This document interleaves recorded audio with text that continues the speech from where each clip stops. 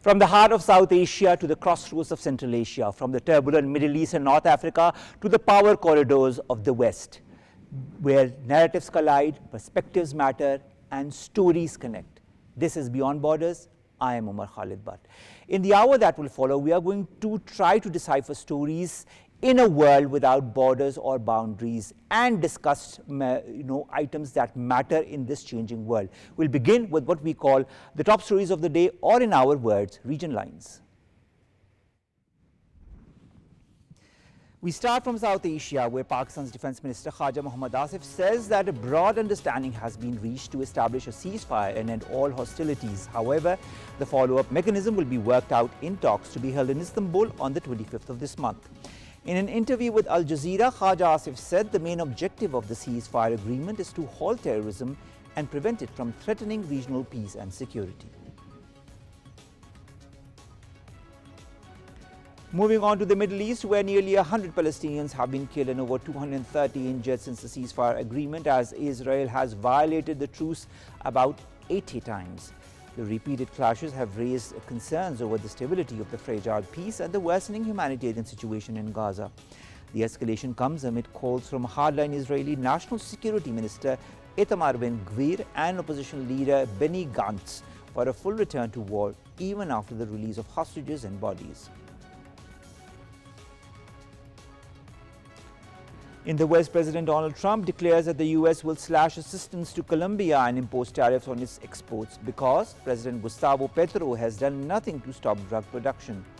Meanwhile, Colombia has recalled its ambassador to the U.S. hours after Donald Trump announced he would raise tariffs on the South American nation.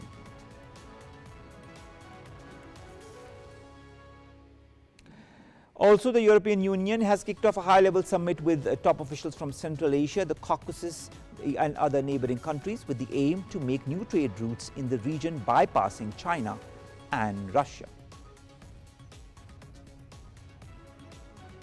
And finally, Kazakhstan intensifies its efforts to restore its portion of the former Aral Sea, calling on neighboring Central Asian states to increase their participation in regional environmental cooperation. Once the world's fourth largest lake, the Aral Sea has become a symbol of ecological catastrophe. Experts warn that international efforts remain inadequate. We'll begin with South Asia, and our leading stories, ladies and gentlemen, today also concerns the Doha Agreement and the aftermath of that agreement. It's very important in the current circumstances, with all that has been agreed upon by Afghanistan and, of course, by Pakistan as well, that things move in the right direction. But will they? More in the following report. A turning point in the weeks of tension and conflict, Pakistan and Afghanistan have agreed to an immediate ceasefire. The announcement follows high-level negotiations in Doha, mediated by the brotherly nations of Qatar and Turkey. Pakistan's Defense Minister Khawaja Mohammad Asif, in an interview with Al Jazeera, declared the primary objective of this agreement, the total elimination of terrorism. He stated clearly, terrorism has plagued the border regions for years, but now, both Islamabad and Kabul have reached a hard-earned consensus. Peace will not prevail until terrorism is rooted out at its source. Earlier this month, unprovoked Afghan aggression on border posts martyred 23 Pakistani soldiers. Pakistan responded with precision, targeted strikes deep inside Kandahar and Kabul, hitting known hideouts of TTP and the Hafiz Gul Bahadur group. Let the world be clear, Pakistan does not seek war, but it will defend its sovereignty with force if necessary. For over 2 decades, Pakistan has stood at the front line of the global war against terror. Thousands of lives lost, billions in economic damage. And yet, Pakistan will never bow to terrorism. The Doha Agreement marks a strategic shift, but not a pause in vigilance. A follow-up meeting is scheduled in Istanbul on October 25th, where both sides will finalize a monitoring mechanism to ensure accountability, transparency, and verifiable action against terror elements. The coming weeks and months will test the resolve of the country. But this is certain, Pakistan has made its stand, not with words, but with action. That Pakistan will retaliate to any extremism with unwavering courage and resolve. There will be no compromise with terror. There will be no safe havens. There will be no surrender to any misconduct, but a swift response. This is more than a ceasefire. It is a commitment to peace and a reminder Pakistan will protect its sovereignty at any cost. We'll discuss more on that to find or understand different angles to this agreement and what we should expect from it. We've been joined by two guests. Let me introduce them to you one by one. In the studios, we've been joined after a long hiatus by Dr. Salma Malik. She's a foreign affairs analyst. Thank you very much, Dr. Salma, to have joined us. And online, we've been joined by Major General Zahid Mahmood Sahab. He's a defense analyst and a very regular guest and a dear friend as well, who we will be talking to in a short while. Dr. Salma, how significant is this Doha agreement between Pakistan and Afghanistan in order to de-escalate tensions after nearly 2 weeks of border hostilities? Number one, thank you, Omar, for having me in your program. It's a beautiful ambience and a totally different setup altogether. Congratulations to you and your team. To start with, number one, Doha by itself is very significant because Doha has been the heart of the mediatory process that has happened, especially when it comes to the Taliban. Whether it was the Ghani government and the Taliban, it was the American regime and the Taliban, it was, and now it is the Pakistanis. But also at the same time, we need to see that the setting may be Doha. And Qatar is emerging alongside China, Turkey and few other countries as a very solid mediator when it comes to, and there is no fanfare in that. They are doing serious business. They are not asking for a Nobel Prize there, but they are doing a very serious business. And the fact that we have also seen Qatar's very central role when it comes to the Israeli-Palestinian story. So Doha is very significant in that regard, and whatever happens at Doha, usually it is felt that the parties would follow that. Now Pakistan has been asking Afghan Taliban for ages that they need to cooperate with them and they need to walk the walk with them when it comes to counterterrorism, and they need not harbor any interests which are inimical to Pakistan's security and internal matters. And the initial, and not exactly an expectation, because expectation can be a unilateral expectation as well, but the initial understanding as well as promise rendered by the Taliban when they took over Afghanistan in 2019 August was that they will not allow the Afghan soil to be used for any type of such activities that harm the neighbors' interest and all. And yet they have done exactly the opposite. And Pakistan had been asking them politely, sending diplomatic missions.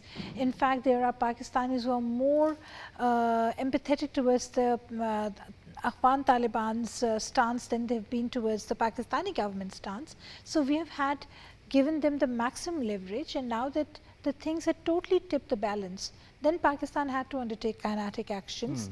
And the happening of the Doha process has tried to stall that aspect, finish that aspect, and bring about a semblance of sanity between the two parties, and also the fact that because Doha is involved, Qatar is involved, the two parties would honor the role played by Qatar and they would stick to what has been said. All right. Sticking to what the agreement says and of abiding by what Qatar has said is something that is extremely important. We saw that happening and then not happening when it came to a previous agreement in Doha. We don't know how it's going to happen, but for the moment it seems as if all is moving in the right direction. General Zahid Mahmood Sahab, thank you very much to have joined us online. I'd like to just understand something very simply as a layman. And I would like to refer to what Khaja Asif Sahab, our defense minister, recently said in an interview. He said that the Doha mediated ceasefire aims to eliminate cross-border terrorism once and for all. My question to you is, will it? Omar, thank you very much for the invite and my respectful regards to Dr. Salma. Yes, whenever we talk about Afghanistan and once we talk about our talks with Afghanistan or any kind of agreement, so I always keep my fingers crossed because the track record is not that very encouraging, to be very honest. So, and there are certain reasons for that. The past record is never ever very encouraging, and along with that, there are many external factors. It's not we are not carrying out a dialogue with a structure set up in Kabul. So this is a byproduct of the war. The children of conflict are ruling Kabul at the moment, and they're not ruling this Kabul for the people of Afghanistan. So aspirations of people of Afghanistan, or maybe the internal democratic pressures on this setup, that's not there. So at least they're pursuing the political objectives of a structured state. So there's no state as far as Afghanistan is concerned. So these objectives can be of the political leadership or so-called leadership who are joining hands, and they're playing like hands in glove, with India, which is a master sponsor proxy in this region, and they are the biggest spoiler in that. So there are plenty of reasons. Then there are a lot of terrorist franchises which are already there. So they'll be having their own pulls and pushes, and especially with respect to Tehreek-e-Taliban Pakistan, which is the major group which encompasses more than 70, 80 subgroups in that. So that there are a lot of pulls and push will also come from them. So there are lot many spoilers and Trojan horses in this whole gambit. That's why we are not, I'll be optimistic about this. But people are more skeptical unless they prove themselves that, yes, they're sincere and they have the full control. So lot to be looked into. That's why I'm not very confident, and that's the primary reason that why the Defense Minister of Pakistan, Khwaja Asif, time and again is saying he's very apprehensive about, and we all feel this fragility of this whatever has happened in Doha. But again, I think we should be a little optimistic that the sense prevails and Kabul start ruling for the people of Afghanistan. All right, Dr. Salma, I'd also like to understand what role, in your point of view, have Qatar, have Turkey, have the Kingdom of Saudi Arabia played in implementing these truths, at least for the moment as we speak? Do you feel it also reflects somehow, as also Khwaja Asif Saab has pointed out, some kind of a growing influence of these countries in South Asia? Not only in South Asia, you need to see, if you go back in history, not only the immediate one, but when you go back into the history, you even find Malaysia playing a very pertinent and important role when it comes to the larger good of the Muslim world. And these are countries which are not looking for kind of displaying what they have, but they are actually looking for a situation where the Muslim world comes together and they do the needful, they do good for each other. But we also need to be mindful, and as General Saab had just pointed out, that unfortunately the Taliban's track record is not good. In the first regime of the Taliban, even when Saudi Arabia would step in as an able mediator, and the Taliban had their entire affiliations with the Saudis, they would not listen to them. So one has to be very careful because these particular countries, the names that you have taken, Turkey, Saudi Arabia, Qatar, these are countries which have a very, very major clout to play in the international politics. And if their mediatory efforts, if they're coming in and providing security guarantees or bringing two neighborly countries together, Pakistan has no problem. We don't want to fight with the Taliban. We don't want to fight or have any problem with Afghanistan. But there are a lot of pledges. If the Afghan Taliban regime wants to act responsible, then what we need to realize is, and of course we are not playing to the galleries, we are not doing what India is doing, that having the Afghan high command in their country and trying to sell them this notion that we are going to recognize them. Pakistan is not into that. If Pakistan had to recognize Taliban, they would have done that at the very instance, as we did in the first regime. And we faced a lot of negative music as a result of that as well. So what we actually need is semblance of peace, and we need complete peace in our neighborhood. And we also do not want our neighborhood to be used against us, because these proxies are not actually working on behalf of the Afghan Taliban. They are working on behalf of India. India is using Afghanistan soil, and Pakistan has and I don't think it will stop using Afghan soil. That. Even if this agreement is signed, they will try through every means possible to continue to destabilize Pakistan directly and indirectly. General Zahid Mahmood Saab, coming to you. There are two important questions that come to my mind. When it comes to Afghanistan, I just wanted to refer to this recent press conference by Zabiullah Mujahid, in which he again referred to the part of the agreement that says that the Afghan soil will, the Afghan soil will not be used against any neighborhood country. And he said that he had made this pledge when the Afghan government came, and that brings to mind the first press conference that Amir Muttaqi, the interim foreign minister of the Afghan Taliban government, had said when the government came into power, and he had said the same thing, that the Afghan soil will not be used against the neighborhood countries. And look where we are now. Till the agreement, at least. Now that the agreement has been signed, it is being said that the security mechanism is going to be set to prevent future hostilities. How optimistic are you of this security mechanism, and what should be the parameters of this security mechanism so that, TTP or Fitna al-Kharij or Fitna al-Hindustan do not, rear up their ugly heads again? Look, but there are serious quarters in Kabul as well. There are people who are really interested because there's a lot of domestic politics which is putting a lot of pressure on this setup. After Doha Accord, they were supposed to be having an all-inclusive government, and they were supposed to be having establishing intra-Afghanistan Afghan talks, in a dialogue. If you remember, Abdullah was probably leading the Northern Alliance at that moment, and he was leading that group of politicians. So they were unable to establish that, although it was deliberately it was avoided, and that's why. But now there are people inside Afghanistan who are really trying to who are really thinking about administering Kabul for the people of Afghanistan, as already I was saying. So this is one reason that they are addressing that domestic pressure audience as well. Secondly, if you remember about the Moscow format, you remember that the declaration of Moscow format and the statement which was given over there, all the countries were of the consensus that yes, Afghanistan soil is being used, by the terrorist outfits, and they are emanating terrorism to different part of the world, and especially almost all the regional countries except India. So, and especially Central Asian republics, Pakistan, Iran, China, even United States of America, once we talk about the transnational reach. So that is the big concern of the international concern. And secondly, President Trump has been talking about taking over Bagram. So they're trying to address Washington also that, look, there is no need of you to be here. We will try to. So there are many factors which they are trying to address. But again, the taste, of the pudding, once we will eat it, then we will come to know how sincere they are. But Pakistan has to carve out a strategy in all domains to pursue our political objectives. And we need to have a stable Afghanistan.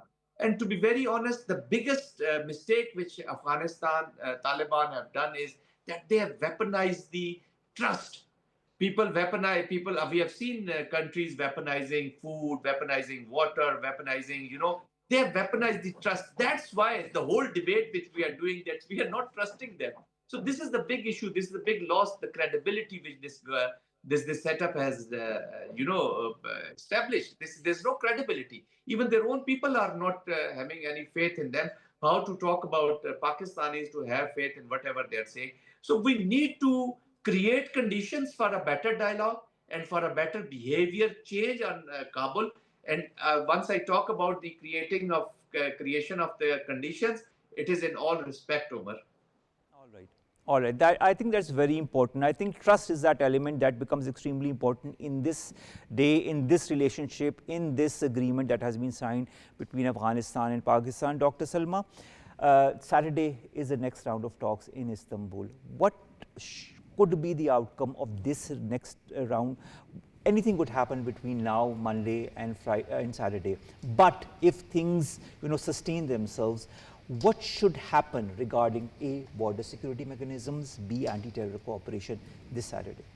You see, at this point, a major criticism which is coming up from especially the Pakistani quarters is that there was an avoidance of the use of Pak-Afghan border. Yes. And the political consumption of the term during line and the Pak-Afghan border then becomes very different. Neighborly, brotherly Exactly. countries. So we have skirted around the issue. For Pakistan, despite the fact that it has harnessed a lot of domestic criticism, we have still given and yielded to any type of requirement that would bring us to a negotiating table. If it takes this to have the Taliban agree to a common point, then so be it. But you see, that's the, I won't really say the beauty of the issue, but the main problem with the Afghan Taliban is that they start negotiating over issues which are technically non-issues, using the term during line, avoiding Pakistan-Afghanistan border, using Pakhtunistan. In yesteryears, they would object to being in a room which had the Quaid-e-Azam's portrait in it. These are issues that try to, I mean, they're actually negotiating and putting their host on a back foot. And this doesn't help. This does not give you a feeling that the other side is willing to talk, or the other side is actually willing to negotiate with you with an open mind. However, Pakistan is negotiating completely with an open mind, plus the fact that Pakistan now has to its resume a very stellar Air Force, as well as any type of kinetic. We always had that, but any type of kinetic option is not something that Pakistan cannot use. Yet we are avoiding it as much as possible. This is not a threat, but the fact is that Pakistan and Afghanistan have to reach some agreement where this international terrorism that is emanating from Afghanistan, hurting Pakistan, being used by the Indians, being used by against Pakistan's Balochistan as well as KP borders is something of major concern to us. And the way the global situation is brewing up and unfolding, we have to be very careful, because once again, if this continues, then Afghanistan can become a cesspool for all type of terrorists who would be here, and they would make situation very difficult for Pakistan. Would the US come back and commit itself? Not unless there's another 9/11. Exactly. Or if it requires the US to come. Or if they get the Bagram Air Base, but I don't think the Afghans want to, for the moment, cede. But let's see what happens. Don't be surprised. Don't be surprised. I can never be surprised when it comes to the Afghan Taliban government. Last question to you regarding this story, General Zahid Saab, and that concerns this very Doha agreement. What are your expectations from the Doha agreement? Is this, in your point of view, a genuine commitment to long-term peace and stability, or is this just a temporary pause in violence? I think there are 2-3 elements in this. One is the international involvement of Turkey and Qatar, which gives us a little confidence, you know, because they will be monitoring, and Taliban would never like to lose the support of Qatar. Qatar is very critical for them, because Qatar has always given them an opportunity to establish offices, and they have a serious linkages with that. And then the strategic partnership of Pakistan and Saudi Arabia. So that is another factor. You know, I think the confidence measures between two countries, that those are at the lowest, to be very honest. Lowest, never ever we have hit such low, because of this serious application against Pakistan, destabilization of Pakistan, and now they're trying to become existential threat for Pakistan. So this is a serious threat, and Pakistan is responding. Pakistan has established new normals in that. So one thing is that we need to have friends who can play important role. So that is and then there are Omar, there are serious good minds in Afghanistan also, who really value this friendship, who really understand the strategic value of Pakistan's relationship with Afghanistan. They exactly know that stability of Afghanistan, the future of Afghanis, the future of Afghanistan is linked with Pakistan. And these spoilers who are in their region, this is a transitional relationship.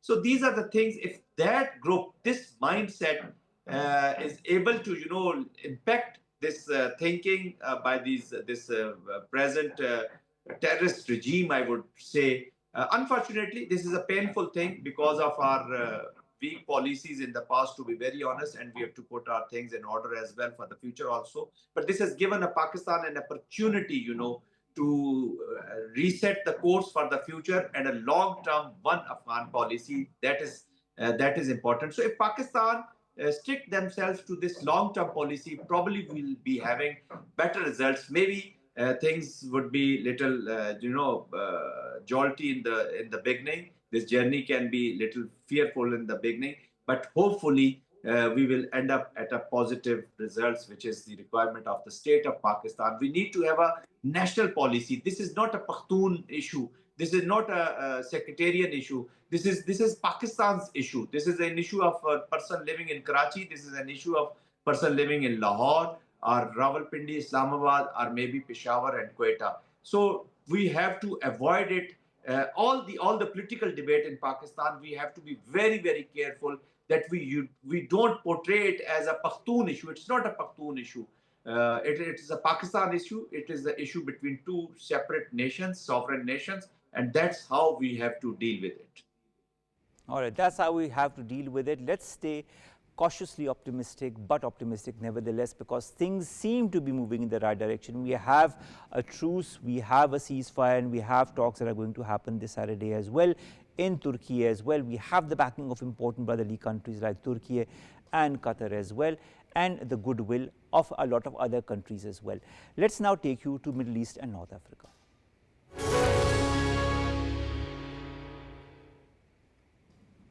Now, when it comes to the Middle East and North Africa, of course, the leading story pertains to Gaza, whatever is happening. We know that a ceasefire is there. We know that Donald Trump says that the ceasefire is sustaining itself. But despite his statement, the fact also is that 97 people have been killed and around 230 have been injured.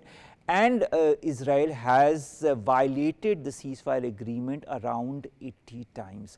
Add to the misery of the people is now the discovery of the mass graves, and this doesn't come as a surprise under the current state of affairs of all the people who have been killed. Lancet, an organization, had even said that the number of people who have been killed since the 7th of October in 2023 will exceed 180,000.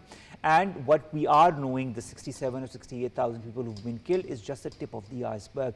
Only time will tell how many people have really been killed, how many people have really been injured. But what we also know is that majority of the infrastructure has been destroyed, and the people are still in a situation of dire straits when it comes to the basic necessities of life, like health, like food, like water, and like basic living conditions.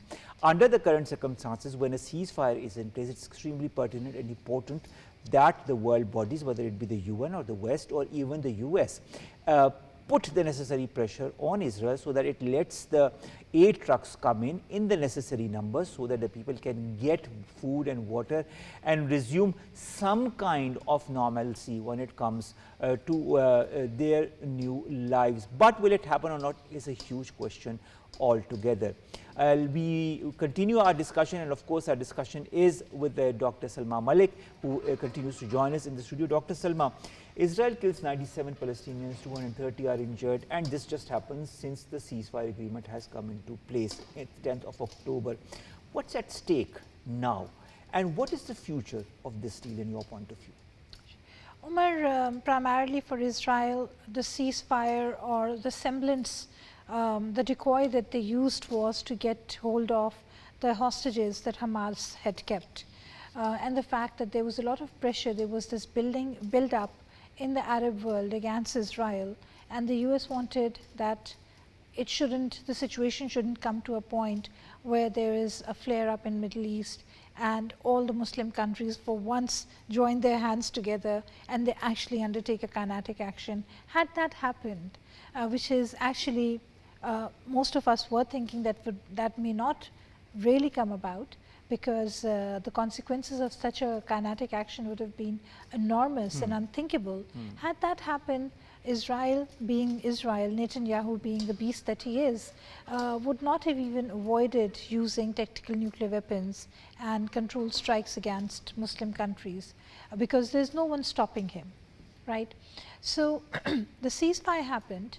that provided Israel with that space where it could negotiate the release of its hostages from the Hamas. And the sooner that happened, the dead bodies came and those who are living that came.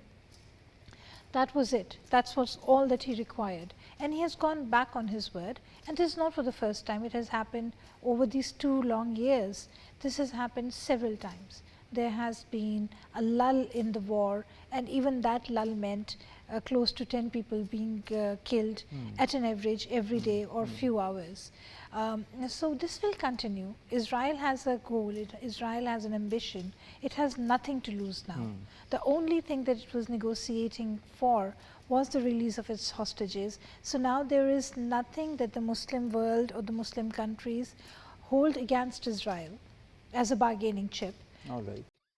And they can, and Israel will go back to its vicious cycle of carrying out the genocidal cleansing of But you know, the Dr. Salma, Palestinians. in all of this situation, the most important role becomes that of the US. Yes, Had Donald Trump not intervened, had he not pushed Israel to sign on the dotted line when it comes to the 20-point peace deal, or to sign on the dotted line when it comes to, you know, some kind of a semblance of a peace process with Gaza, this would never have happened.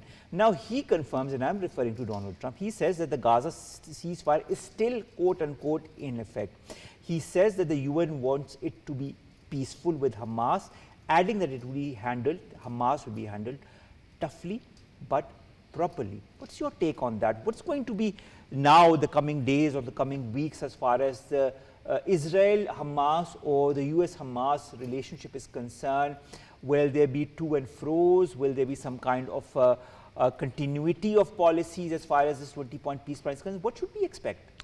You see, it's actually fascinating that all the violations take place from Israel's side. It's Netanyahu who is carrying out genocidal activities. It's Netanyahu who is killing innocent children. He's the butcher of Palestinian population. And yet the flak of everything comes on the Hamas, right? So primarily the US and Israel, they're like playing the good cop, bad cop thing, and Netanyahu has no qualms in playing the bad cop. It suits him. That's kind of a image that he has built for himself. He's that tough guy who compromises on nothing. And ultra-nationalists like him, and then of course the American president, they have no issues when it comes to these notions. Now coming to the peace deal that Donald Trump, President Trump had managed to negotiate between the Muslim countries, Israel, Palestine, Hamas, and all of those stakeholders concerned. At the very onset, many countries said that what we had agreed upon and the text that had been brought out later on were 2 different documents altogether. So it was a controversial agreement in the first place. For the US, of course, they would say that the deal stands intact. They fail to see that there have been 80 plus violations. They fail to see that more than 100 people have been killed. All they think about is how to harness, how to school the Hamas, which is a very unfortunate, lopsided, singular perspective. And this is not how you do it. I mean, a small baby born and who has hardly taken a breath in this world gets killed. He's not a Hamas operator. So you have to be very objective about what you're doing. So primarily the US is playing a good cop here, and the Israelis are the bad cop. But if I don't use this, if I don't try to be emotional or rhetorical about this notion, what one needs to see is that Israel remains defiant despite all the good offices the US has tried to offer. And that also again, and this is a totally different side of what I've earlier said, that kind of puts the US also in a very difficult situation where the sole superpower of the world, when it tries to mediate a peace deal between actors concerned, one of the main actors, who is its principal ally, refuses to abide by the terms and conditions. And that ally just uses this time frame or the small lull that he had to negotiate things in its favor. Once he gets those things in its favor, it ignites the same fire with much more intensity. And that kind of puts the US position in a very, very delicate situation. US loses its credibility, US loses its mediatory role, and there are many questions that everyone then asks about the US. So many questions, Dr. Salma, and to many of those there are no answers. Absolutely. Or if there are, these answers can modify or change at the drop of a hat. And that is what a lot of people are skeptical or afraid of. We'll return to talk about Middle East and North Africa and Gaza as well, but we wanted to share this report with you first. Israel has once again broken the fragile Gaza ceasefire, launching deadly airstrikes that killed at least 33 Palestinians on Sunday. More than 100 attacks hit Rafah, Khan Yunis, Jabalia, and other parts of central Gaza, striking refugee camps and residential areas. The renewed assault came as Israel stopped all humanitarian aid convoys and kept the vital Rafah crossing closed, worsening the crisis for millions of Palestinians already suffering under blockade and destruction. Israel claimed the strikes were in response to an alleged Hamas attack on its forces in Rafah, a claim that remains unverified. Hamas firmly denied any involvement, saying it continues to respect the ceasefire agreement. The escalation comes amid growing political pressure on Israeli Prime Minister Benjamin Netanyahu from hardline figures like National Security Minister Itamar Ben-Gvir and opposition leader Benny Gantz, who are calling for a full return to war even after the return of hostages and bodies. Palestinian officials and humanitarian groups warn that Israel's latest actions could push Gaza back into another wave of deadly violence, once again ignoring global appeals for restraint and lasting peace. U.S. President Donald Trump said, "Well, we're going to have to see what's happening. We want to make sure that it's going to be very peaceful with Hamas. And as you know, they've been quite rambunctious. They've been doing some shooting, and we think maybe the leadership isn't involved in that. You know, some rebels within. But either way, it's going to be handled properly. It's going to be handled toughly, but properly." Is the ceasefire still in place? Yeah, it is. Yes, it is. As tensions rise and uncertainty grows, the people of Gaza continue to pay the highest price, waiting for peace that still feels far out of reach. The fact also remains that genocide, war crimes, crimes against humanity has not completely disappeared from the arena when it comes to Gaza. It is still there in a more or less not the same form, but in a very important form and manifestation. When so many NGOs, Dr. Salma, continue to point fingers at Gaza, saying that A, they are depriving them of aid and leading them to starvation, when we find mass graves in various places in Gaza, doesn't this again repoint to crimes against humanity, genocide and war crimes? And looking at the past of ICC and ICJ, can something happen? Can Israel or the Israeli leadership be implicated? They can, they should be, but this is how the world selectively interprets international laws and legislations. In the report that you have just played, we find that the US leadership is in complete denial of what the reality is, right? They fail to see the role that Israel is playing in totally creating a new norm, rather breaking all the norms and totally becoming a rogue actor. And the US is absolutely supporting Israel in its genocidal activities. So who cares about the International Court of Justice or International Criminal Court and all of those factors, so long as it suits their purpose? We also have in the US president a person who does not even respect his own legislations and its own judicial bodies. So anything is possible, and which is a very unfortunate situation. Let's wish, let's hope, let's pray that when you say anything is possible, that is in the positive sense and not on the opposite side of the spectrum. Let's continue to stay cautiously optimistic. I keep my fingers crossed, and I hope and I pray that things move in the right direction. Let's move now to the West.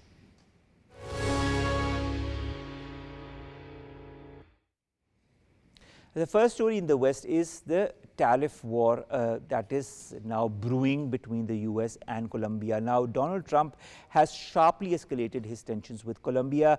He is accusing President Gustavo Petro of being an illegal drug leader, among so many other things and accusations that he has been pointing towards. And it all leads to one incident that happened some days back, in which there were accusations and counter accusations. People were killed. And the US side says that Colombia continues to harbor people and drug cartels, whereas the Colombian president negates that very notion. Dr. Salma, former President Donald Trump's accusations against Colombian President Gustavo Petro, calling him an illegal drug leader. I mean, these are, such observations have been made on other leaders as well. Anyways, this has stunned observers. But what does this reveal about Washington's new tone towards one of its oldest allies? I'd like to repeat that, one of its oldest allies in Latin America. I would say one thing, this is not Washington's tone, this is Trump's tone. Right? Washington at times tries to distance itself from what the establishment tries to distance itself from what Trump is saying. But unfortunately, President Trump has his own way of looking at things. He has his own way of creating his legacy, and whatever he says, and that is very abrupt, that is very unpresidential language-wise, and several notions.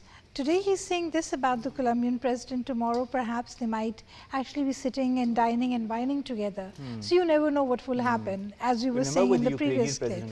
Exactly. So, so one notion that one sees about President Trump's modus operandi is that he puts immense pressure on the other side, tries to cave them in, tries to put them on a disadvantage, tries to put them on a very hard footing, and then negotiates and creates a happy mood or happy sentiment where they sit and negotiate. So let's see, pressure tactics, but the language and the terms that he has used for the president, they're like hilarious. That I agree. You don't do that for your fellow well, maybe that is his way of exerting some kind of pressure to get the things that he wants from the different countries. Maybe in this case, Colombia might cede in one way or the other. We'll know in the next couple of days.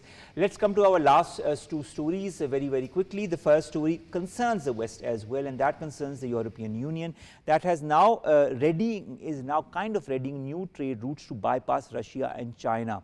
Now, why are they doing it? We all know, because they want to create their own, routes for trade, and we all know about CPEC and BRI and how China is very heavily involved in that, and the EU does not want to be part of that. So they have convened a high-level summit in Luxembourg with ministers from Central Asia, from the Caucasus, the Black Sea countries, to accelerate work on what they call the Trans-Caspian Transport Corridor, also known as the Middle Corridor, which is a 6,500-kilometer trade route linking China to Europe while bypassing Russia. Now, this is all in the whole context also of the Russia-Ukraine conflict. Will this succeed? Only time will tell. Now, let's finally move towards Central Asia.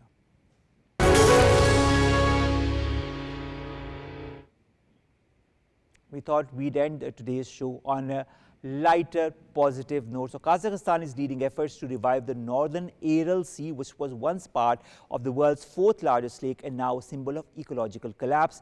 Massive irrigation in the Soviet era had drained its rivers, leaving behind the Aral desert as a remnant of what used to be once the beautiful Aral Sea. Now, recent Kazakh projects that have been unearthed, including restoration of the Kokaral Dam, river rehabilitation and large-scale afforestation, have lowered salinity, revived fisheries, and have improved local livelihoods around Aralsk.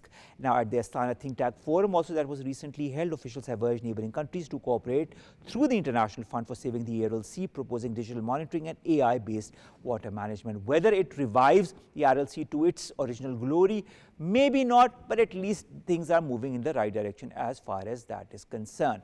That brings us to the end of today's, but before I leave, I wanted to thank Dr. Salma Malik to have stayed with us during the entirety of the show. Thank you very much, and thank you very much to have graced our show with your presence. And I hope you'll continue to grace us with your presence in the coming days as well. Ladies and gentlemen, that brings us to the end of today's Beyond Borders. We always try to take stories to you that concern the world at large, a world that does not restrict itself to borders and boundaries. That is what we'll continue to do in the coming days as well. Allah Hafiz.